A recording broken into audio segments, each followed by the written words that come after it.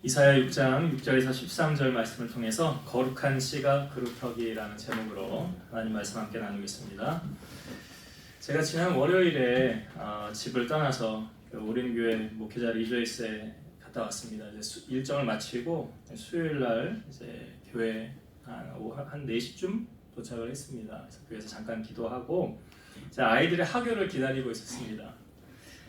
우림이가 먼저 끝나고 이제 내려와서 차를 타고 기다리고 있었는데 아림이가 수행 평가를 하고 온다고 그래서 시간이 조금 걸린다고 그러더라고요.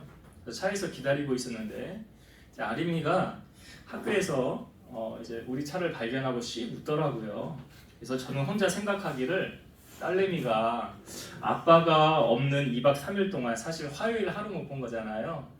아빠가 많이 보고 싶었나? 나를 보고 이렇게 웃었을까 하고 속으로 혼자 마음으로 되게 기뻤습니다. 사실 우리 민족이 표현하기가 참 많이 서툰 민족 아닙니까? 가족 간에도 좀 쑥스러워서 표현을 못할 때가 많잖아요. 그래서 제 생각이 맞았는지 딸내미한테 제가 확인을 해보고 싶어서 카톡을 날렸죠. 이렇게 보냈어요. 너 아까 아빠 보고 왜 웃었어? 아빠 보고 싶어서? 이렇게 보냈어요. 그랬더니 답장이 왔어요. 에? 내가 언제? 차 보자마자 웃던데? 그랬더니 아니 안 내려온 줄 알고 전화했는데 시동 켜져서 웃은 거야. 우리는 이렇게 다들 혼자만의 착각 속에 살아요. 그러면서 제가 괜히 문자했나? 나 혼자만의 생각으로 간직하고 있을 걸이라는 약간의 후회가 왔습니다. 제가 왜 이 이야기로 서론을 열었냐면요. 제가 아림이에게 아빠잖아요. 아버지가 자녀를 향한 마음이 이렇다는 거 아닙니까? 가끔 자녀들이 부모 속을 썩일 때 부모님들이 자녀에게 하는 말이 있어요. 너도 나중에 결혼해서 자녀 낳아서 키워봐라. 그러면 내 맘 알 거다. 자녀가 부모가 되어 봐야 부모 마음을 알 수 있다는 거죠.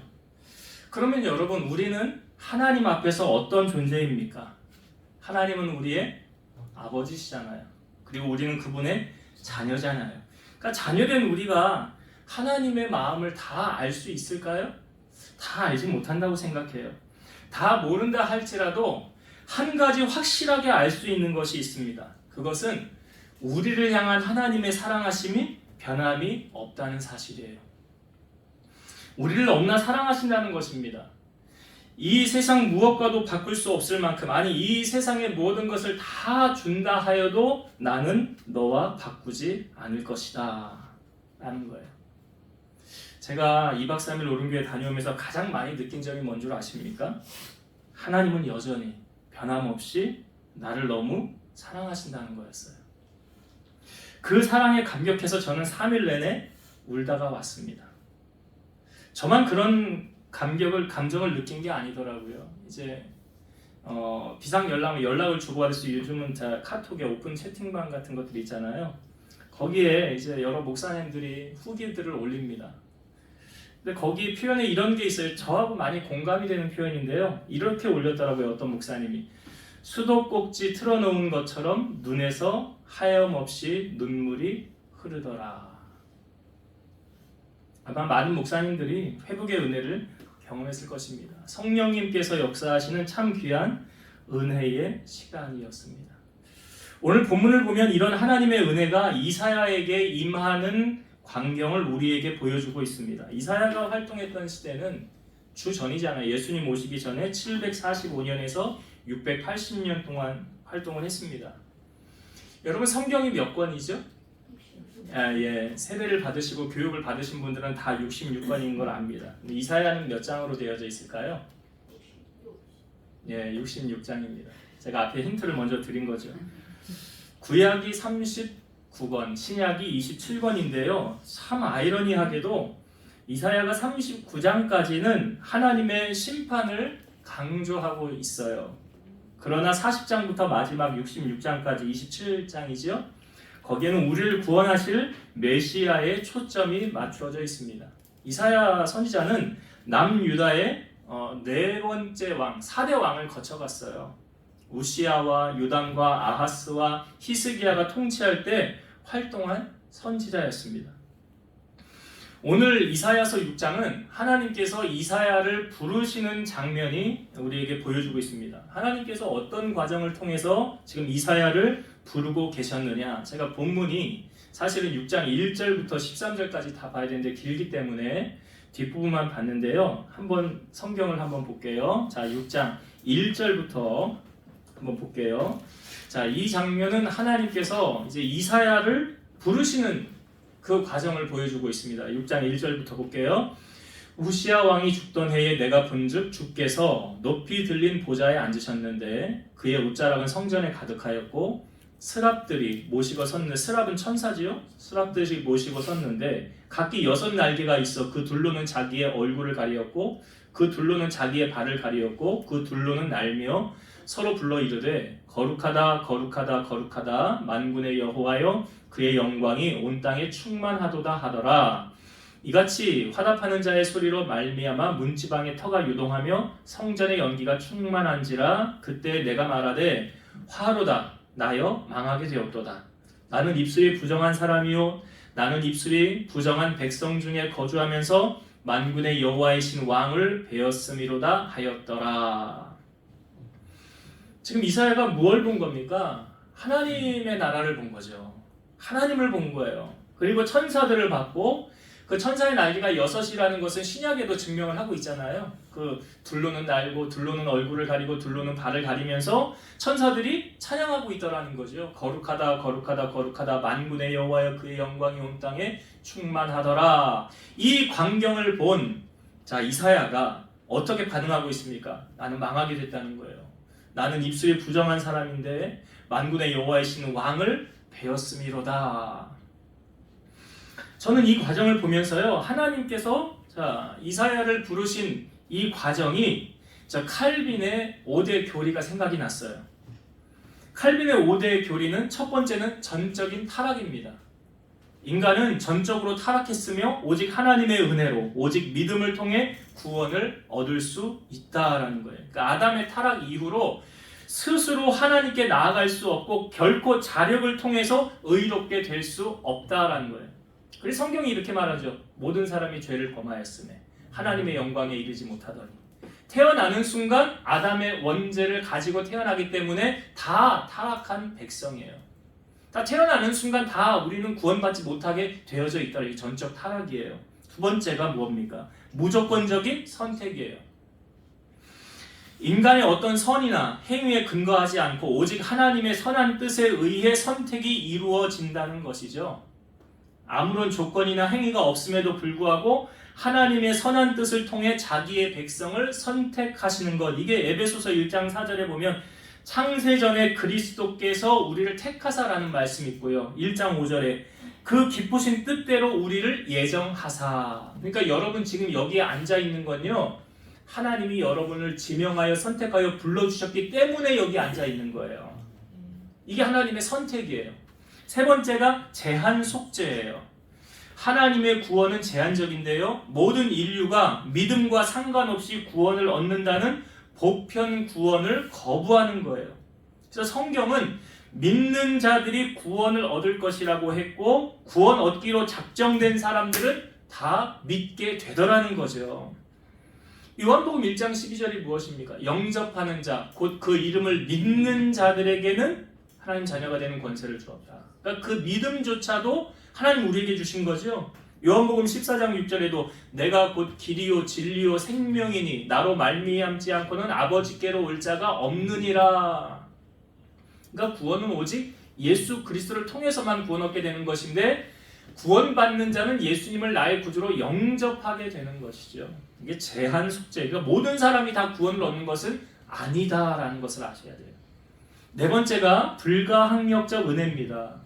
구원의 주도권이 인간에게 있습니까? 하나님에게 있습니까? 하나님에게 있죠. 하나님이 구원하시기로 작정된 사람들은 자신의 힘으로 구원을 거절할 수 없고 능동적 순종과 수용을 통해서 구원에 이르게 된다라는 거예요. 그러니까 성령님의 주도권적이며 강력한 회개와 중생을 통해 하나님의 사랑을 믿고 확신하며 믿음으로 구원을 수납하게 된다라는 거죠. 그러니까 하나님이 우리를 부르는 불가항력적인 은혜는 아무도 거부할 수가 없다는 거예요. 이 은혜 앞에 다 꼬꾸라져 넘어지게 된다는 거죠. 이게 성령의 역사. 이게 불가항력적 은혜. 내가 거절할 수 없는, 거역할 수 없는 그 하나님의 은혜. 마치 이 바울이 다메섹으로 가다가 주님 만나잖아요. 이게 불가항력적인 은혜예요. 다섯 번째가 성도의 견인입니다. 한 번 받은 구원은 영원한 것이다. 만일 하나님의 구원이 취소될 수 있다면 구원은 불완전하며 구원의 주도권이 하나님이 아닌 인간에게 주어진 것과 같다라는 거예요. 그럼 도중에서 믿음에서 떠난 탈락한 이 불신자가 된 사람들은 두 가지 경우죠. 신앙생활 하다가 쉬는 분들 있잖아요. 뭐 나는 가난한 성도니, 나는 교회의 실증을 느꼈다느니, 나는 믿는 사람에게 실족했다느니, 두 가지 경우입니다. 이런 경우는 첫 번째는 다시 회개하고 돌아올 기회가 있다라는 거죠. 근데 아무도 그때를 알지는 못합니다. 그러니까 하나님이 선택한 사람은 어느 순간이건 언제든 다시 돌아와요. 두 번째는 떠난 사람들은 처음부터 구원받지 못한 사람이다 였다는 거죠. 그러니까 이 다섯 가지 칼비의 교리가 왜 생각이 났냐면, 자, 이사야를 통해서 지금 하나님께서 이사야에게 나타나 주신 거잖아요. 이사야가 하나님 나 만나주세요가 아니라는 거예요. 그런 과정이 없잖아요. 갑자기 하늘이 열리고 영안이 열려서 하나님의 나라가 보여졌다는 거 아닙니까? 그러니까 마치 도마처럼 나 하나님 보여주세요. 그럼 내가 믿을게요. 이 과정이 아니라는 거죠. 어느 날 갑자기 이사야의 영안을 열어셔서 하나님의 보좌를 보여주셨고 천사를 보여주신 거예요. 그러니까 하나님의 실제 하시는 나라를 지금 보여주신 거죠. 왜 보여주신 겁니까?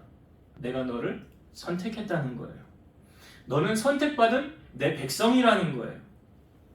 전적으로 타락한 이사야를 무조건 하나님이 선택을 받은 거 아닙니까? 그러니까 이사야가 그 하나님의 영광을 바라본 다음에 고백하는 말이 화로다 나여 망하게 되었도다. 나는 입술이 부정한 사람이요 나는 입술이 부정한 백성 중에 거주하면서 만군의 여호와이신 왕을 배웠음이로다. 이 표현은 이런 거예요. 나같이 부족한 것 하나님이 부르셔서 자녀 삼으신 하나님의 은혜 너무나 감사합니다. 이 고백을 돌려서 하는 거잖아요, 지금. 그러니까 구원은 전적으로 하나님의 주도권 하에서 이루어진다는 거죠. 이 구원의 주체가 우리에게 있는 것이 아니라 인간에게 있는 것이 아니라 하나님에게 있다는 것을 지금 이사야를 통해서 확증시켜주고 있다는 거예요. 그냥 부르시는 거예요. 그리고 택하시는 거예요. 마치 야곱이 두 아들 야곱과 에서를 낳을 때 하나님 에서는 미워하시고 야곱은 사랑했다라고 표현되어져 있는데 뱃속에 있을 때 아무것도 행하지 않은 때라고 그렇게 되어져 있잖아요. 무슨 선이나 악을 행하지 아니한 때에 택하심을 따라되는 하나님의 법칙이라고 말하고 있어요. 택하심을 따라되는 하나님의 은혜. 여러분 택해서 여기 앉아 있는 거 아니에요. 하나님의 부르심이잖아요. 자, 이사야를 부르셔서 하나님께서 자, 너는 내 백성이야 라고 확증시켜주는 장면이 6절과 7절이에요. 한번 봅시다. 6절과 7절의 말씀. 그때에 그 스랍 중에 하나가 부젓가락으로 제단에서 집은 바 핀 숯을 손에 가지고 내게로 날아와서 그것을 내 입술에 대며 이르되 보라 이것이 내 입에 닿았으니 내 악이 제하여졌고 내 죄가 사하여졌느니라 하더라. 자, 천사가 와서 이 숯불을 가져다가 이사야의 입술에 대었다는 거죠. 그러면서 뭐라고 말했대요? 내 악이 제하여졌고 내 죄가 사하여졌느니라. 자, 이런 질문을 드려보면 여러분 죄 있는 사람은 천국 가요 못 가요? 못 가잖아요. 그 죄는 두 종류라고 그랬죠. 네? 네, 죄는 두 종류예요. 세례교인들이 기본적으로 아셔야 되는 게 원죄, 태어날 때 가지고 다니는 원죄, 그 다음에 자범죄죠. 그러니까 모든 사람이 죄를 범하였다는 건 원죄를 가지고 있다는 거예요. 이 원죄가 있으면 천국을 못 가는 거잖아요. 그런데 원죄를 사함받는 비결은요, 예수 그리스도를 나의 구주로 믿는 순간 죄사함받게 되더라는 거예요. 그래서 원죄가 사함받으면 천국 갈 수 있어요. 예수님 나의 구주로 영접한. 그리고 우리가 살면서 짓는 자범죄는 그 순간순간 하나님 앞에 회개하면 되는 거잖아요. 근데 여기 이사야에게 지금 이 핀 숯, 이 숯을 가져댔잖아요. 뭔 의미입니까? 죄가 사해졌다라는 의미잖아요. 이 핀 숯은 무엇을 의미합니까? 예수 그리스도의 보혈이잖아요. 주님의 보혈을 의미하는 거예요. 에베소서 1장 7절 우리는 그리스도 안에서 그의 은혜의 풍성함을 따라 그의 피로 말미암아 속량 곧 죄사함을 받았느니라. 뭘로 죄사함 받았다고요? 예수의 보혈로. 예수의 보혈. 그래서 나의 죄를 씻기는 예수의 피밖에 없네. 그 예수님 보혈밖에 우리의 죄를 사할 수 있는 다른 방법이 없어요. 예수라는 이름의 뜻이 무엇입니까? 자기 백성을 그들의 죄에서 구원할 자라잖아요. 그러니까 우리를 구원하기 위해 이 땅에 오신 분이 예수님이에요. 죄인이었던 우리의 신분이 의인으로 바뀌게 되는 것 또한 예수님의 보혈로 되는 거예요. 로마서 3장 24절 그리스도 예수 안에 있는 속량으로 말미암아 하나님의 은혜로 값없이 의롭다 하심을 받은 자 되었느니라. 예수님의 보혈이 우리를 자유케 했다는 거예요. 죄를 사해주고 구원받은 백성이 되게 하였다는 거예요. 광야 생활을 하던 이스라엘 백성들이요, 이 에돔이 길을 내주지 않으므로 삥 돌아가는 사건이 있지 않았습니까? 그때 백성들이 마음이 상해서 하나님과 모세를 향하여 원망했습니다. 이렇게 원망했지요. 어찌하여 우리를 애굽에서 인도해내어 이 광야에서 죽게 하는가? 이곳에는 먹을 것도 없고 물도 없도다. 우리 마음이 이 하찮은 음식을 싫어하노라. 여기서 말하는 하찮은 음식은 만나거든요. 이들이 만나 때문에 죽지 않았는데 지금 불평이 계속 쏟아지고 있는 거예요. 하나님께서 바라보고 계시다가 가만히 계시지 아니하시고 불뱀을 백성 가운데 보내십니다. 그래서 물려 죽은 자가 많았어요. 백성들이 모세에게 찾아와서 이렇게 말합니다. 우리가 여호와와 당신을 향하여 원망함으로 범죄하여 싸우니 여호와께 기도하여 이 뱀들을 우리에게서 떠나게 하소서. 그래서 모세가 백성들을 위해서 기도합니다. 그랬더니 하나님께서 모세에게 이렇게 말씀하셨어요. 불뱀을 만들어 장대 위에 매달아라. 물린 자마다 그것을 보면 살리라. 그래서 모세가 놋뱀을 만들어서 장대 위에, 높은 장대 위에 놋뱀을 답니다. 그런데 희한한 사실은 뱀에 물린 사람마다 그 놋뱀을 쳐다보면 다시 죽지 않고 살게 되더라는 거예요. 아담과 하와의 범죄로 말미암아 우리는 원죄에 빠지게 된 이 원인이, 그러니까 하와가 뭐 때문에 선악과 먹었죠? 뱀 때문에 먹은 거 아니에요? 그러니까 이 뱀은 이 모든 사람을 다 물게 하는 이 원죄를 예표하는 거죠. 원죄. 근데 그 원죄에서 우리를 자유케 하기 위해서 이 땅에 오신 분이 예수님이죠. 지금 모세가 놋뱀을 달아서 그것을 보는 자마다 살아났다고 그랬잖아요. 예수님께서 3년 공생에 하시면서 이 사건을 들추어서 말씀하시는 사건이 있었어요. 요한복음 3장 14, 15절 모세가 광야에서 뱀을 든 것 같이 인자도 들려야 하리니 이는 그를 믿는 자마다 영생을 얻게 하려 하심이니라. 뱀에 물린 자가 놋뱀을 바라보니까 죽지 않고 살았던 것처럼 예수님도 들려야 한다, 나무에 달려야 된다. 뭘 의미하는 거예요? 십자가 지신다는 거잖아요. 왜요? 그를 믿는 자마다 영생을 얻게 하려고. 그러니까 예수님이 이 땅에 오신 목적이 그거잖아요. 우리를 죄 사해 주기 위해서 하나님의 어린 양, 세례 요한이 말했잖아요. 세상 죄를 지고 가는 어린 양이로다. 그래서 예수님이 이 모세가 광야에 뱀을 든 것 같이 인자도 들려야 하리라. 내가 십자가 지고 죽어야 너희를 구원할 수 있느니라 라고 말씀해 주셨던 거죠. 자, 구원받은 이 이사야가 이 핀숫이 되어졌으므로 이제 새로운 그의 삶이 펼쳐지게 되지 않았습니까? 은혜를 받은 이사야가요, 자, 하나님을 위해서 그는 헌신하게 되더라는 거죠. 오늘 8절의 말씀에 보면, 자, 8절을 먼저 읽어보도록 하겠습니다. 내가 또 주의 목소리를 들으니 주께서 이르시되 내가 누구를 보내며 누가 우리를 위하여 갈고 하시니 그때 내가 이르시되 내가 여기 있나이다 나를 보내소서 하였더니. 하나님의 음성이 들려옵니다. 내가 누구를 보내며 누가 우리를 위하여 갈고. 하나님께서 이사야에게 야, 내가 너를 지명해서 구원해줬잖아. 그러니까 네가 가야 돼. 내가 너를 구원한 목적이 있어. 왜 그런지 아니? 이 백성에게 내 말을 대언하기 위해서 내가 너를 선택하는 거야. 그렇게 말씀하지 않으셨어요. 그렇죠? 오늘 말씀해 보니까 누가 나를 위하여 갈고. 그런 질문을 던지셨을 때 이사야의 반응이 뭐라고요? 내가 여기 있나이다. 나를 보내소서. 여기서 먼저 우리가 주목할 것은요, 우리는 지금 이사야가 주님의 목소리를, 하나님의 음성을 들었던 것처럼 우리는 주님의 음성을 들을 준비가 되어져 있느냐라는 거죠. 하나님의 음성을 듣기 위해서는 사모함이 있어야 되고요, 또 그 음성을 들을 수 있는 예민함이 있어야 돼요. 젖먹이는 엄마가요, 아이가 언제 우나, 언제 젖을 달라고 하나, 모든 신경의 초점이 어디를 향하고 있습니까? 아이를 향하여 가고 있다라는 거죠. 그 소리에 민감하게 반응하지 않습니까? 우리는 하나님의 말씀을 들을 때 어떻게 반응합니까? 저건 저 아무개 집사가 들어야 되는 말인데, 그 집사가 꼭 듣고 오늘은 좀 변화가 됐으면 좋겠는데. 우리는 하나님의 말씀을, 하나님이 지금 나에게 하시는 레마의 말씀으로, 내게 들려진 말씀으로 듣고 있느냐. 지금 이사야는 하나님의 음성을 들었어요. 그리고 하나님께서 나에게 말씀하셨을 때 그 이사야의 반응이 내가 가겠다, 나를 보내소서라고 말하고 있어요. 여러분, 하나님의 음성을 듣는다는 것은요, 하나님과 친밀하기를 원한다는 거죠. 우리가 누구와 대화를 합니까? 친밀한 사람하고 대화하지 않아요? 나랑 가까운 사람과 대화하지 않습니까? 왜 예배 전에 불렀던 찬송가 442장의 내용에 보면 이것이 주님의 음성과 관계된 찬송이라는 것을 여러분 가사를 보면 아실 거예요. 저 장미꽃 위에 있을 아직 맺혀있는 그때에 귀에 은은히 소리 들리니 주 음성 분명하다. 2절의 내용은 그 청아한 주의 음성, 우는 새도 잠잠케 한다.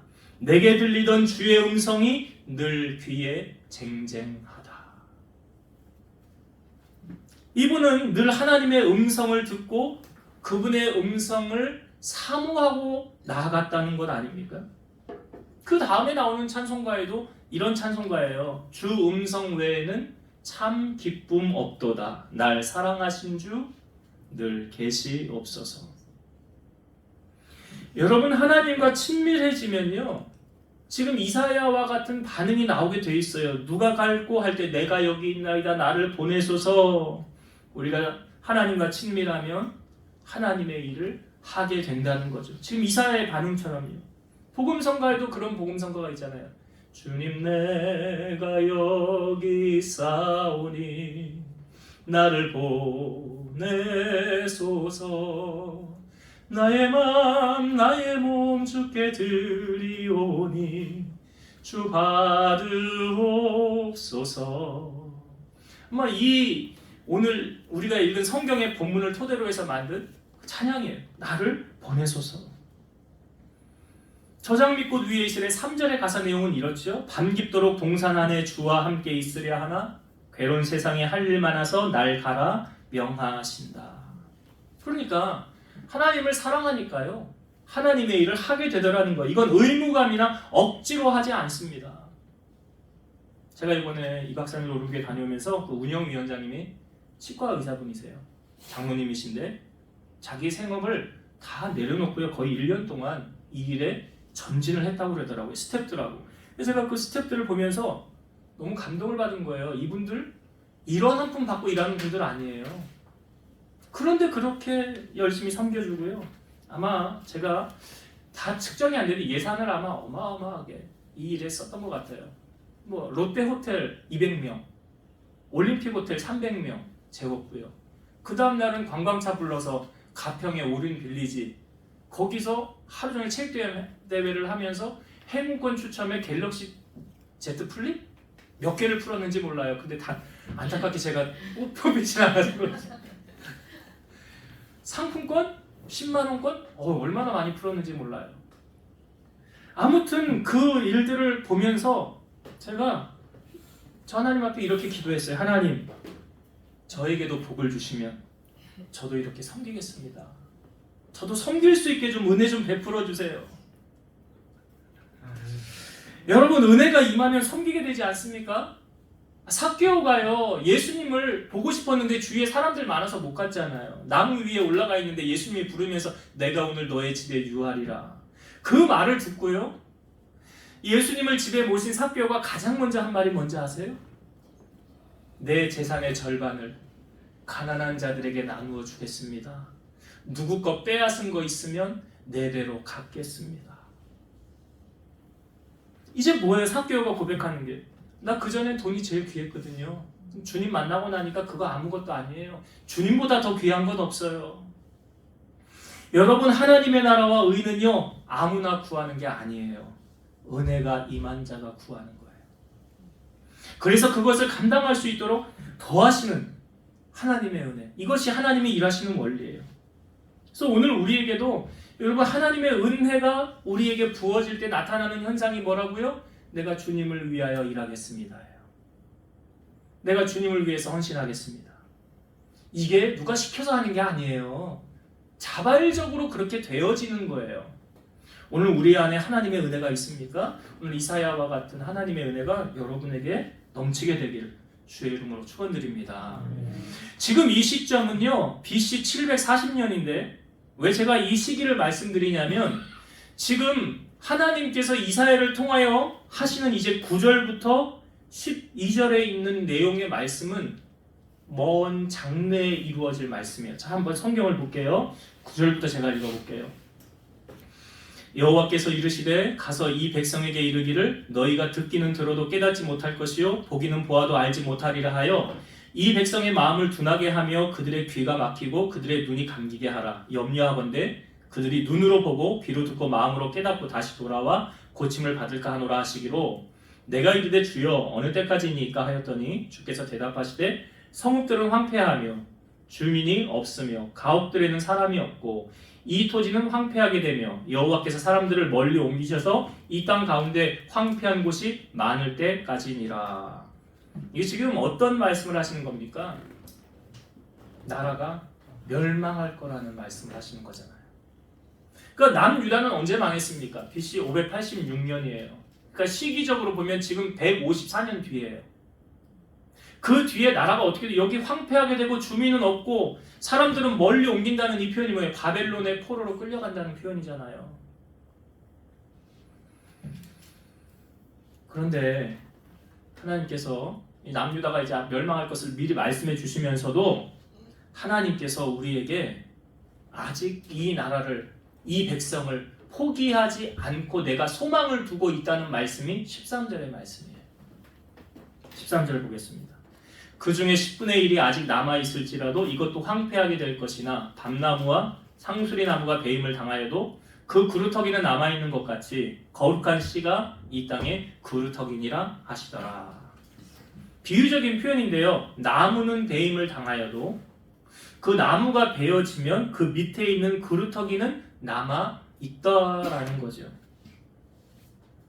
그 그루터기는 뭐래요? 거룩한 씨가 이 땅의 그루터기니라. 우리가 한 주간 묵상할 말씀 베드로전서 1장 23절인데요.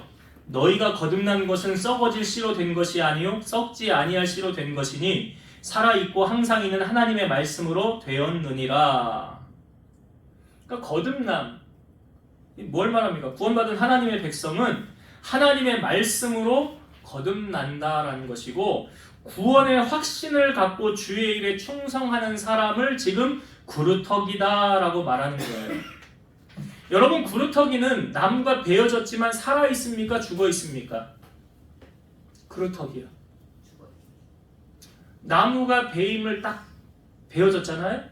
그럼 그 나무는 죽는 나무예요? 살아있는 나무예요? 네, 그루터기 베면 죽나요? 네? 자, 나무가 살고 죽는 건 뭐와 관계가 있죠? 뿌리와 관계가 있는 거예요. 뿌리와 관계가 있죠. 예수님께서 포도나무 비유를 해주셨죠? 요한복음 15장에 이렇게 말씀하셨어요. 나는 포도나무요 너희는 가지라. 가지가 포도나무에 붙어있지 않으면 열매를 맺을 수 없다. 그가 내 안에 내가 그 안에 거하면 사람이 열매를 많이 맺나니 나를 떠나서는 너희가 아무것도 할 수 없느니라. 나를 떠나면 가지처럼 밖에 버려져 마르나니 사람들이 그것을 모아다가 불에 던져 사르느니라. 그러니까 가지가 나무에 붙어 있으면 살아요.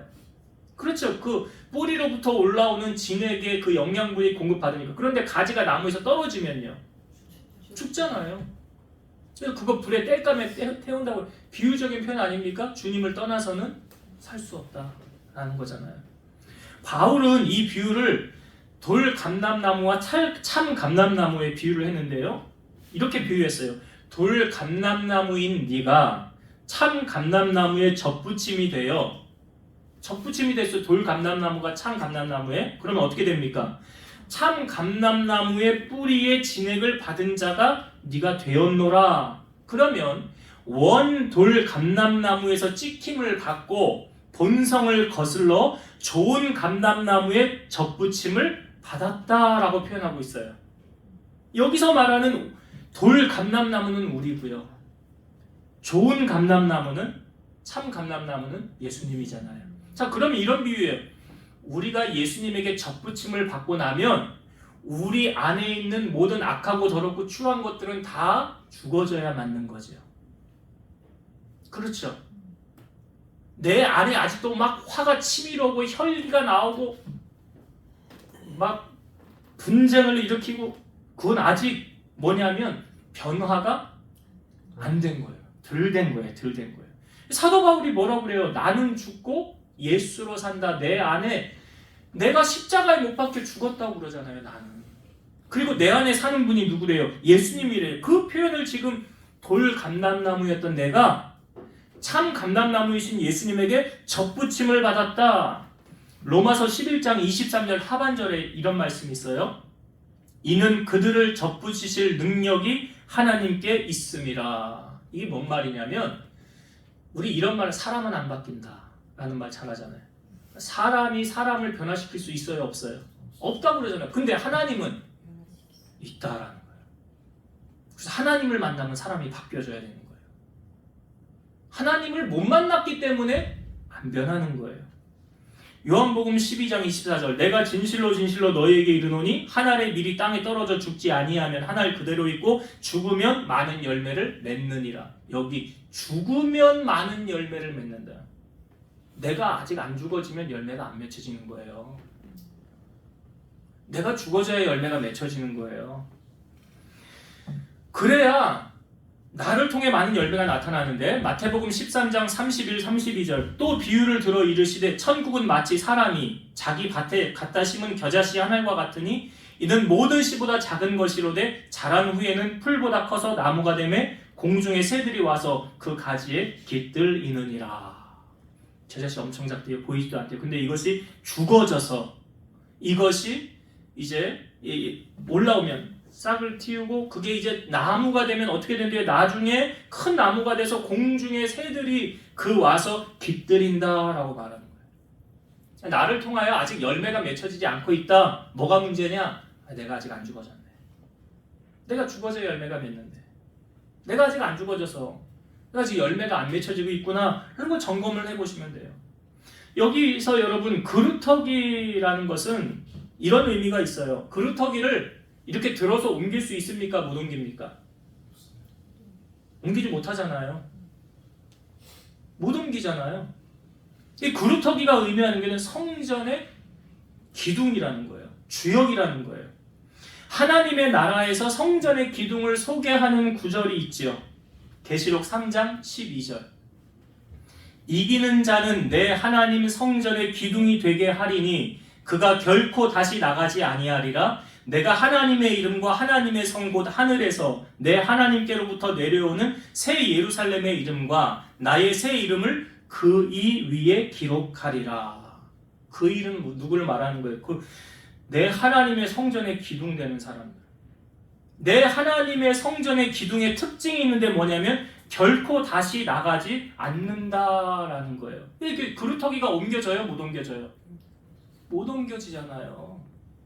그 의미예요. 여러분 교회의 기둥은요 교회에서 주인 역할을 합니다. 그렇잖아요. 교회의 기둥이 주인 아닙니까? 그러면 내가 주인인지 손님인지 구별할 수 있는 방법이 있어요. 아주 간단합니다. 여러분 집에 손님을 초청한다고 가정해 봅시다. 그러면 손님 맞을 준비를 하잖아요. 누가 손님 맞을 준비합니까? 손님이 해요? 주인이 해요? 주인. 그렇죠. 주인이 청소도 해놓고요, 집안 정리정돈도 해놓고요, 그 다음에 오면은 다과 차도 준비하고요, 간식 과일 같은 것도 준비를 합니다. 그거 다 누가 합니까? 주인이 합니다. 그리고 손님을 맞아드립니다. 그러면 이렇게 질문 드려볼게요. 여러분은 교회의 주인이에요? 손님이에요? 예? 예, 답은 여러분들이 알아서 하세요. 내가 주인이면 주인 노릇 할 것이고요, 내가 교회 손님이었구나 그러면 손님 노릇 합니다. 내가 하는 대로 하나님께로부터 대우를 받는 거예요. 교회는 주인의식을 갖는 충성된 일꾼들에 의해서 움직여가는 거예요. 그래서 고린도전서 4장 2절에 그리고 맡은 자들에게 구할 것은 충성이니라. 그러니까 나는 그루터기로서의 사명을 잘 감당하고 있는가, 나는 하나님의 교회 성전 기둥으로서의 역할을 지금 잘 하고 있는가 못하는가, 그 칭찬과 벌은 하나님이 주시는 거예요. 말씀을 정리하고 마치겠습니다. 오늘 이사야를 통해서 제가 아까 칼빈의 5대 교리를 말씀드렸는데요, 구원은 인간의 영역이 아니라 하나님의 영역이라는 거예요. 이사야를 부르신 하나님께서 오늘 여러분을 이 자리로 부르셔서 예수 그리스도로 말미암아 죄사함 받게 하시고 나를 자녀로 삼으셨다는 이 귀한 진리, 돈으로도 못 사는 거잖아요. 구원은 이 구원을 선물이라고 하지 않습니까? 그냥 하나님이 우리에게 주신 거잖아요. 에베소서 2장 8절 너희는 그 은혜에 의하여 믿음으로 말미암아 구원을 받았으니 이것이 너희에게서 난 것이 아니요 하나님의 선물이라. 하나님이 값없이 여러분에게 선물로 주셨잖아요. 구원을. 그러니까 이 구원의 기쁨과 감격을 가지고 여러분이 이 땅 가운데 주님과 동행하며 주님의 영광을 위하여 값지게 쓰임받는 여러분 되시길 바라요. 두 번째는 은혜 받은 이사야가요, 그의 태도예요. 그의 반응이에요. 보니까 여러분 교회에서 이 봉사하다가 시험 드는 사람들 간혹 있지요. 있어요. 우리 교회는 없는 것 같은데. 왜 그런지 아세요? 은혜가 떨어지니까. 이거 억지로 하려다가 보니까. 그러니까 기쁘지가 않은 거예요. 기쁘지 않은데 주님의 일을 하려다 보니까 이게 잘 돼요? 안 돼요? 안 돼요. 기쁨이 없어요. 왜 이런 일이 생기는 겁니까? 그러니까 먼저 해야 될 게 있어요, 여러분. 먼저 해야 될 게 뭡니까? 은혜 받는 게 먼저예요. 은혜 받는 게 먼저예요. 예배를 통한 구원의 감격과 은혜, 보세요. 이사야가 말하잖아요. 은혜 받고 나니까. 누가 시켰어요? 누가 나를 위해 갈고, 누가 나를 위해 일할고, 누가 시켰어요? 아니잖아요. 내가 가겠습니다. 내가 하겠습니다. 헌신하게 되더라는 거죠. 그래서 여러분 은혜 충만히 받으면 그 다음에는 주님 위해 할 일이 없을까? 뭘 해야 될까? 찾더라는 거죠. 오늘 여러분들의 삶은 어떻습니까? 구원받은 은혜와 감격이 내 안에 있습니까? 그럼 주님 위해서 헌신하게 되더라. 그렇게 헌신하세요. 그래야 부작용이 없어요. 억지로 하지 마세요. 저는 지금까지 목회하면서 그랬잖아요. 주의 일 억지로 시킨 적 없다고. 누가 자원해서 제가 하겠습니다 그러면 하세요 라고 하지. 절대로 억지로 하면 은혜가 안 돼요. 그러니까 가장 중요한 건 뭡니까? 은혜 받는 일에 먼저 투자하세요. 그게 가장 먼저예요. 내 영이 살고 봐야 되는 거 아니에요. 내 영이 살고 깨어나면 주님을 위해서 헌신하게 되더라. 그 다음에 마지막 우리가 나누었던 것이 진정한 구루터기가 거룩한 씨래잖아요. 이 구루터기는 옮겨지지 않는다는 거죠. 이게 꼭 정답이 아닐 수도 있는데 설교 준비하면서 저에게 오는 감동은 이거였어요. 내 인생의 마지막 교회가 여기다. 그러면 그분은 분명히 그 교회의 기둥 맞아요. 그 교회 구루터기 맞아요. 왜냐하면 아까 계시록 3장 12절에 그가 그 기둥은 결코 다시 나가지 않는다라고 말하잖아요. 그러니까 오늘 나는 그루터기인가 그렇지 않은가, 나는 교회 또한 주인인가 손님인가 점검을 해보시면서 주님이 나에게 맡기신 일 넌 어떻게 감당하고 있는가. 나중 주님 앞에 섰을 때 물을 건 딱 한 가지예요. 너 나 위해서 뭐 하다 왔냐. 요거 한 가지 꼭 물으실 거예요. 그때 주님 앞에 마음껏 이야기를 펼쳐놓을 수 있는 여러분 다 되시기를 주의 이름으로 축원드립니다. 기도하시겠습니다. 아무 공로 없는 저희들 선택하시고 사랑해 주시고 자녀 삼으신 아버지 감사합니다.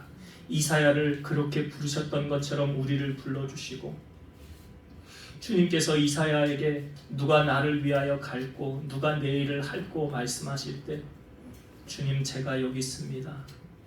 내가 하겠습니다. 나를 써주세요 라고 말할 수 있는 우리 성도들 되게 하시고 마지막까지도 이 믿음 변치 않아 그루터기로서의 사명을 감당하여 주님 앞에 영광을 돌리고 살아가는 우리 성도들 다 되게 하옵소서. 예수님 이름으로 기도드리옵나이다. 아멘.